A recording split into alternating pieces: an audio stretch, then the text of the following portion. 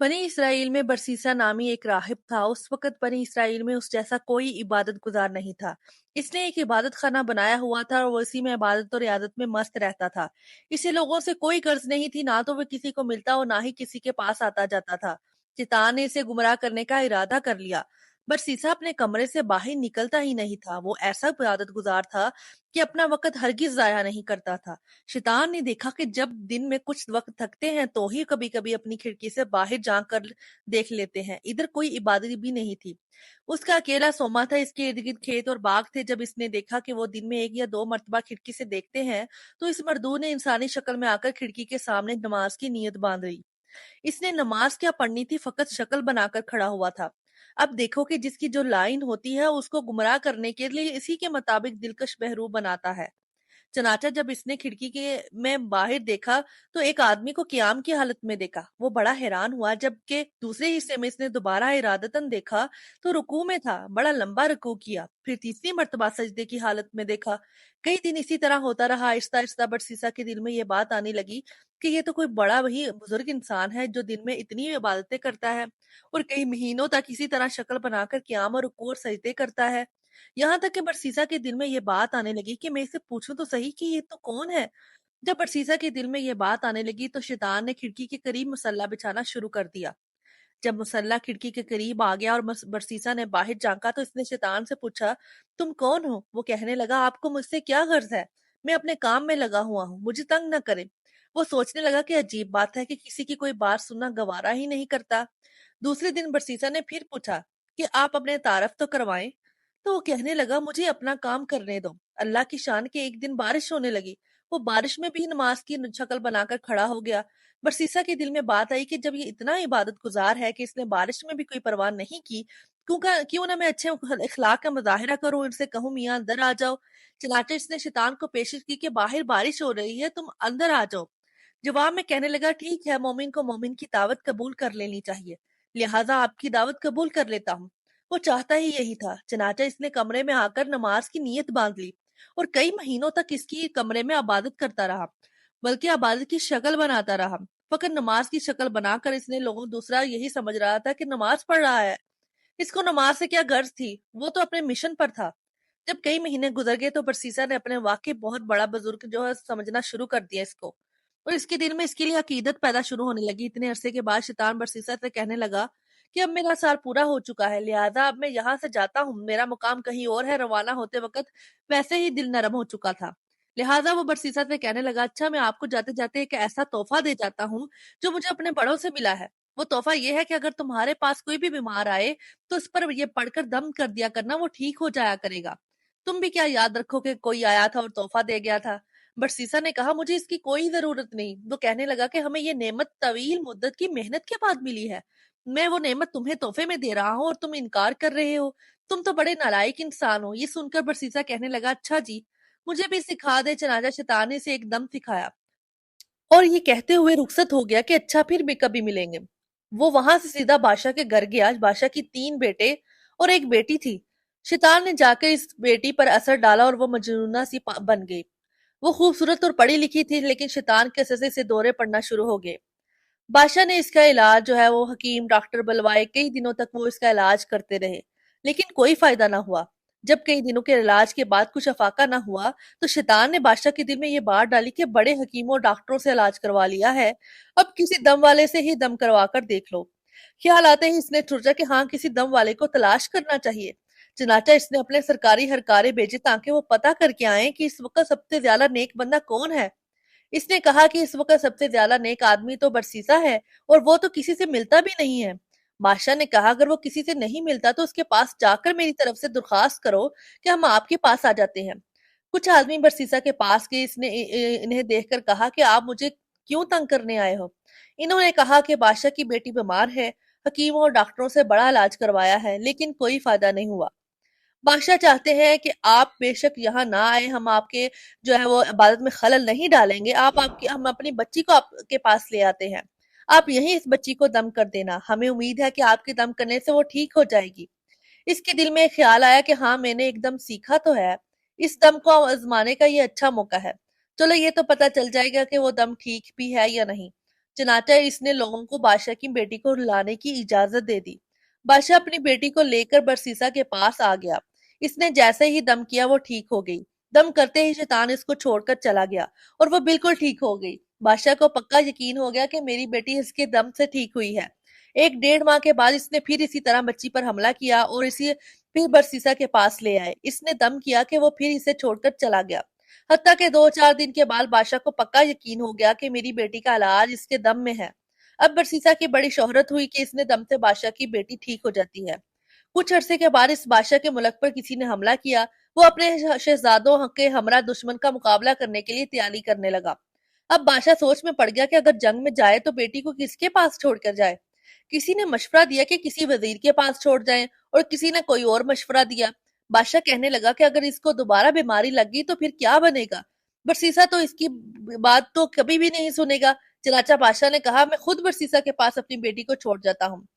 शैतान कैसे जोड़ मिला रहा था। बादशाह अपने तीनों बेटों और बेटी के लेकर बरसीसा के पास पहुंच गया और कहने लगा, हम जंग पर जा रहे हैं, जिंदगी और मौत का पता नहीं, मुझे इस वक्त सबसे ज्यादा एतमाद तुम पर है और मेरी बेटी का इलाज भी तुम्हारे पास है। लिहाजा मैं चाहता हूँ कि ये बच्ची तुम्हारे पास ही ठहर जाए। बरसीसा कहने लगा, तौबा तौबा, मैं ये काम कैसे कर सकता हूँ, ये अकेली मेरे पास ठहरे। बादशाह ने कहा, नहीं, ऐसी कोई बात नहीं, बस आप इजाजत दे दें, मैं इसके रहने के लिए आपके इबादत खाने के सामने एक घर बनवा देता हूँ और ये इसी घर में ठहरेगी। बरसीसा ने ये सुनकर कहा, चलो ठीक है। जब इसने इजाजत दे दी तो बादशाह ने इसके इबादत खाने के सामने घर बनवा दिया और बच्ची को वहां छोड़कर जंग पर रवाना हो गया। अब बरसीसा के दिल में बात आई कि मैं अपने लिए तो खाना बनाता ही हूँ, अगर बच्ची का खाना भी बना ही दिया करूँ तो इसमें क्या हर्ज है। क्योंकि वो अकेली रहती है, पता नहीं वो अपने लिए खाना पका पाएगी कि नहीं। वो आधा खुद खा लूंगा और आधा वो खा लेगी। वो आधा खुद खाकर बाकी आधा खाना अपने इबादत खाने के दरवाजे से बाहर रख देता और अपना दरवाजा खटखटा देता। ये इस लड़की के लिए इशारा होता कि अपना खाना उठा लो। इसी तरह वो लड़की खाना उठाकर ले जाती और खा लेती। कई महीनों तक यही मामूल रहा। इसके बाद शैतान ने इसके दिल में ये बात डाली कि देखो, वो लड़की अकेली रहती है, तुम जाकर खाना पकाकर अपने दरवाजे के बाहर रख देती हो और वो लड़की को वो खाना उठाने के लिए गली में निकलना पड़ता है। अगर कभी किसी मर्द ने देख लिया तो वो इसकी इज्जत खराब कर देगा। इसीलिए बेहतर यह है खाना बनाकर इसके दरवाजे के अंदर रख दिया करो ताकि इसको बाहर निकलना ना पड़े। चनाचा बरसीसा ने खाना बनाकर इसके दरवाजे के अंदर रखना शुरू कर दिया और खाना रखकर कुंडी खड़का देता और वो खाना उठा लेती। ये सिलसिला चलता रहा। जब कुछ और महीने भी गुजर गए तो शैतान ने इसके दिल में डाला कि तुम खुद तो इबादत में लगे होते हो, ये लड़की अकेली रहती है, ऐसा ना हो कि तन्हाई की वजह से वो ज्यादा बीमार हो जाए। क्यों ना मैं इसको भी नसीहत करता रहूं, ये भी इबादत गुजार बन जाए, उसका वक्त जाया ना हो। ये ख्याल दिल में आते ही इसने कहा कि हाँ, ये तो अच्छी बात है, लेकिन इसका हम क्या क्या तरतीब होनी चाहिए। शैतान ने इस बात का जवाब भी इसके दिल में डाला कि इसको कह दो कि अपने घर की छत पर आ जाया करे और तुम भी अपने घर की छत पर बैठ जाया करो और अपने वाज और नसीहत किया करो। चनाचा इसने इसी तरतीब और बेवाज नसीहत करना शुरू कर दी। इसके वाज का इस लड़की पर बड़ा असर हुआ। इसने नमाजें और वजीफे शुरू कर दिए। अब शैतान ने इसके दिल में यह बात डाली कि देख, तेरी नसीहत का इस पर कितना असर हुआ, ऐसी नसीहत तो हर रोज होनी चाहिए। चनाचा इसने रोजाना नसीहत करना शुरू कर दी। इसी तरह करते करते जब कुछ वक्त गुजर गया तो शैतान ने फिर इसके दिल में यही बात डाली कि तुम अपने घर की छत पर बैठते हो और वो अपने घर की छत पर बैठती है। रास्ते में गुजरने वाले क्या सोचेंगे कि ये कौन बातें कर रहे हैं। इसी तरह तो बहुत ही गलत तासुर पैदा होगा। इसीलिए बेहतर है कि ऊंची आवाज से बात करने की बजाय तुम दरवाजे से बाहर खड़े होकर तकरीर करो और वो दरवाजे के अंदर खड़ी होकर सुन ले। पर्दा तो होगा सही। चनाचा अब इसी तरतीब से वाज और नसीहत होना शुरू हो गई। कुछ अरसे तक इसी तरह महमूद रहा। इसके बाद शैतान ने फिर बरसीसा के दिल में ख्याल डाला कि तुम बाहर खड़े होकर तकरीर करते हो, देखने वाले क्या कहेंगे कि पागलों की तरह ऐसे ही बातें कर रहा है। इसलिए अगर तकरीर करनी है तो चलो कवाड़ के अंदर खड़े होकर कर लिया करो, वो दूर खड़ी होकर सुन लिया करेगी। चनाचा अब इसने दरवाजे के अंदर खड़े होकर तकरीर करना शुरू कर दिया। जब इसने अंदर खड़े होकर तकरीर करना शुरू कर दी तो लड़की ने इसे बताया कि इतनी नमाजें पढ़ती हूँ और इतनी इबादत करती हूँ। ये सुनकर इसे बड़ी खुशी हुई कि मेरी नसीहतों का इस पर बहुत बड़ा असर हो रहा है। अब मैं अकेला ही इबादत नहीं कर रहा होता बल्कि ये भी इबादत कर रही होती है। कई दिन तक यही सिलसिला चलता रहा। बिलाखिर शैतान ने लड़की के दिल में बरसीसा की मोहब्बत डाली और बरसीसा के दिल में लड़की की मोहब्बत डाली। चनाचा लड़की ने कहा कि आप जो खड़े खड़े बयान करते हैं मैं आपके लिए चारपाई डाल दिया करूंगी, चारपाई बैठ पर आप बयान कर दिया करना और मैं दूर बैठकर सुन लिया करूंगी। इसने कहा, बहुत अच्छा। लड़की ने दरवाजे के करीब चारपाई बिछाई और बरसीसा इस पर बैठ कर नसीहत करता और लड़की दूर बैठकर बातें सुनती रही। इस दौरान शैतान ने बरसीसा के दिल में लड़की के लिए शफकत और हमदर्दी पैदा कर दी। کچھ دن گزرے تو شیطان نے عابد کے دل میں بات ڈالی کہ نصیحت سنانی تو لڑکی کو ہوتی ہے، دور بیٹھنے کی وجہ سے اونچا بولنا پڑتا ہے، گلی سے گزرنے والے لوگ بھی سنتے ہیں، کتنا اچھا ہو کہ یہ چارپائی ذرا آگے کر کے رکھ لیا کرے اور پست آواز میں جو ہے وہ اس کو گفتگو کر لیا کرے۔ چنانچہ برسیسا کی چارپائی لڑکی کی چارپائی کے قریب تر ہو گئی اور وعظ و نصیحت کا سلسلہ جاری رہا۔ کچھ عرصہ اس طرح گزارا تو شیطان نے لڑکی کو مزین کر کے برسیسا کے سامنے پیش کرنا شروع کر دیا۔ اسی طرح وہ لڑکی کے حسن و جمال کا گرویدہ بن گیا، برسیسا کے دل میں جوانی کے خیالات ڈالنا شروع کر دیے، حتیٰ کہ برسیسا کا دل عبادت خانے سے اچاٹ ہو گیا اور اس کا زیادہ وقت لڑکی سے باتیں کرنے میں گزر جاتا۔ سال گزر چکا تھا، ایک دفعہ شہزادوں نے آ کر شہزادی کی خیر گیری کی تو شہزادی کو خوش و خرم پایا اور راہب کے گن گاتے دیکھا۔ شہزادوں کو لڑائی کے لیے دوبارہ سفر پر جانا تھا، اس لیے وہ مطمئن ہو کر چلے گئے۔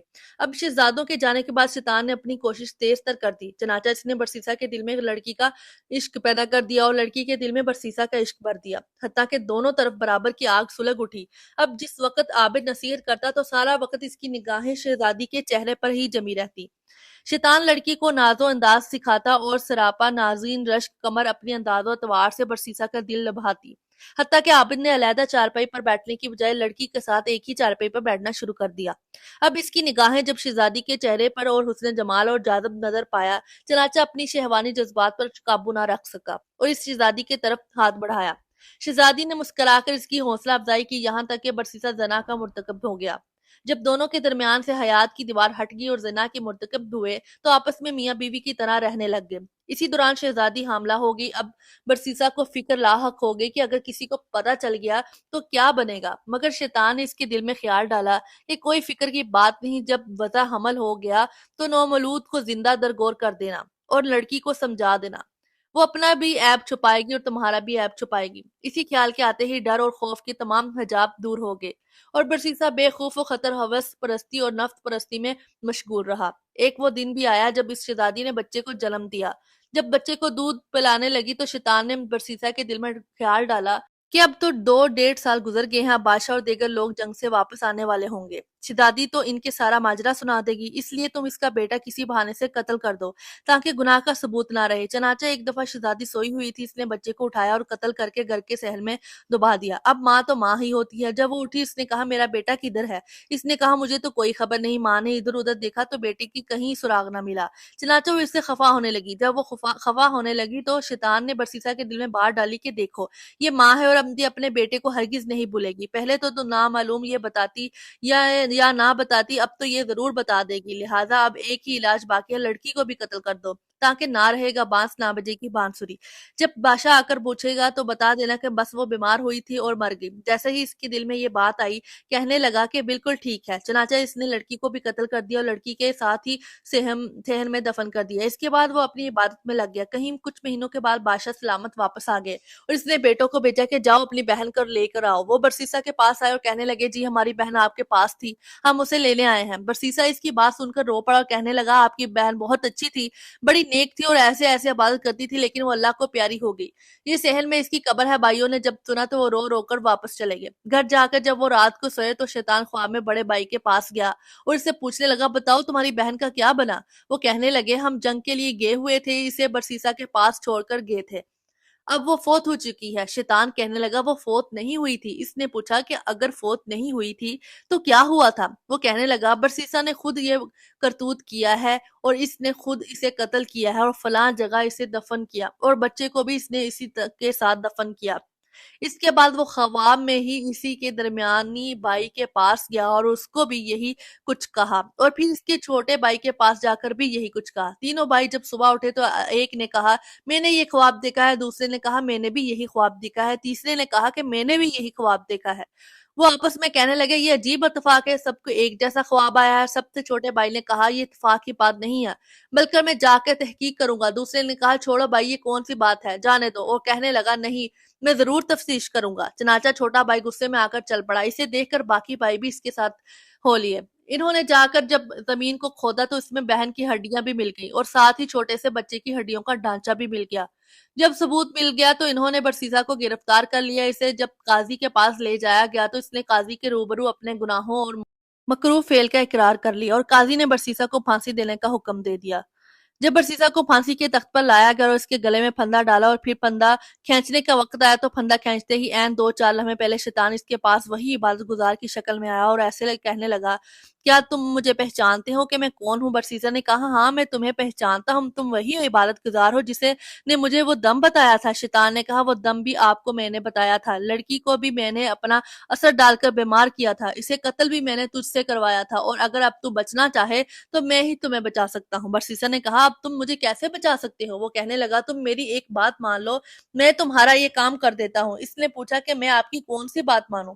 शैतान ने कहा, बस ये कह दो कि खुदा नहीं है। बरसीसा के तो वो हवास बाख्ता हो चुके थे।